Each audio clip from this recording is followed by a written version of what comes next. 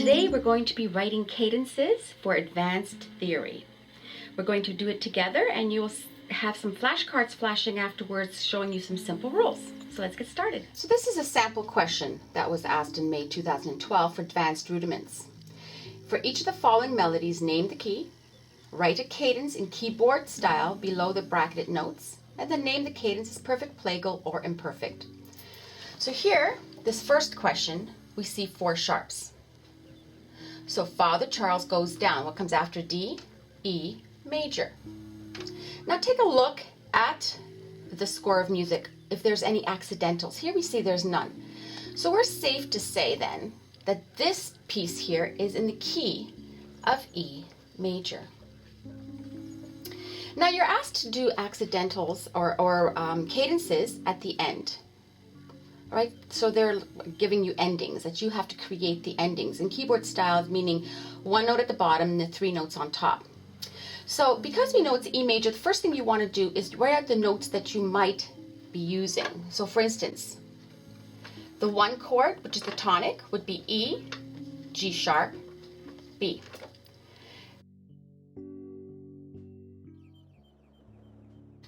Let's write the 4th. So what's 4 notes up from E? E, F, G, A. So we're going to start at A, C sharp, E. And let's write the dominant from E. E, F, G, A, B. So we're going to be B, D sharp, F sharp, because that's the key signature's Father Charles goes down for E major. Now, let's take a look at the question. All right, so let's take a look at the last one first. We see an F. All right, so from these that you wrote out, which one has the F sharp? It is the dominant one, 5. So it's for B. So we're going to put B in the bass clef, and we want to follow suit with the same type of note. All right, so this is a quarter note. So we're going to put B and follow stem rolls. All right, what are the other notes that are missing? This is an F, so it's B, D sharp, F sharp. Never right above the melody note they give you. So we can put D here, and then we can put the B. And then draw the line to make it all a quarter note. We don't have to put the sharps in front because, of course, it's in the key signature. Okay, so this was 5.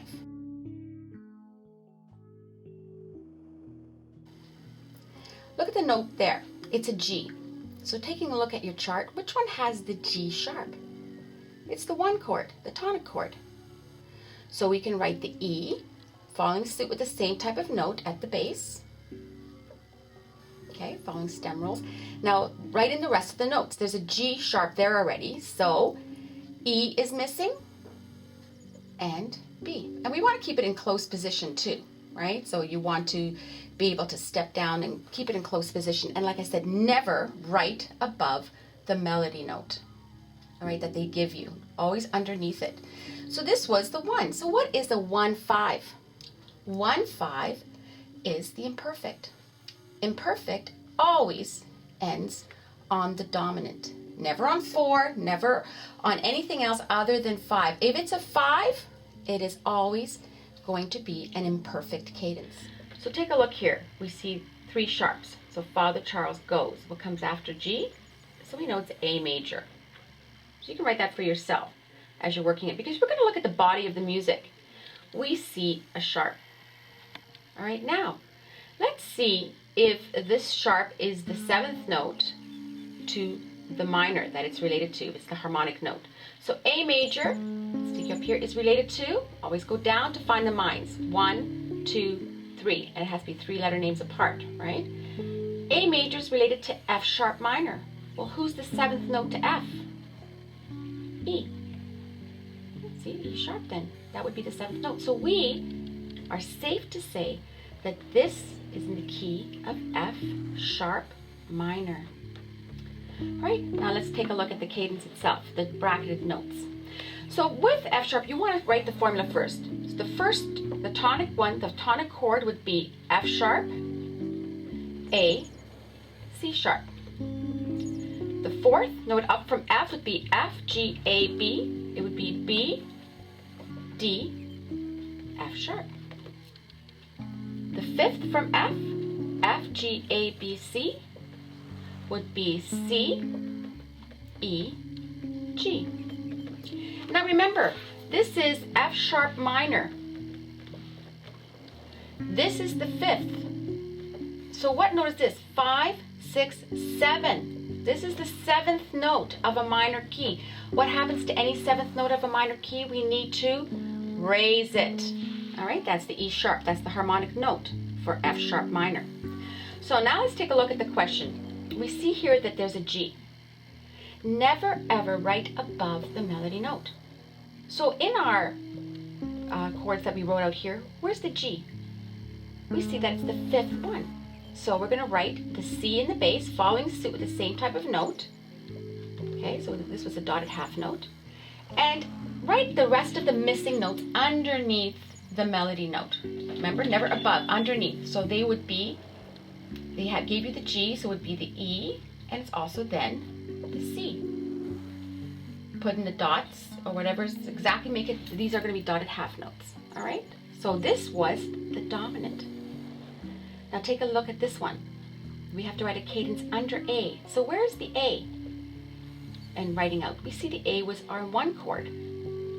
So we can say, put the F sharp in the bass. I'm going to take it here. And we're going to write the notes underneath. This was an A, so we're going to write the F, and then we're going to write the C, keeping suit with the same type of note. Now what did I forget to do? Does anybody know? Remember, this is the dominant of a minor.